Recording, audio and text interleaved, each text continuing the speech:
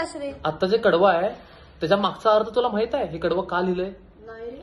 तर 1972 साली महाराष्ट्रामध्ये भीषण दुष्काळ पडला होता. अक्षरशः उपासमारीची वेळ आली होती. मग लोक काय खात होते?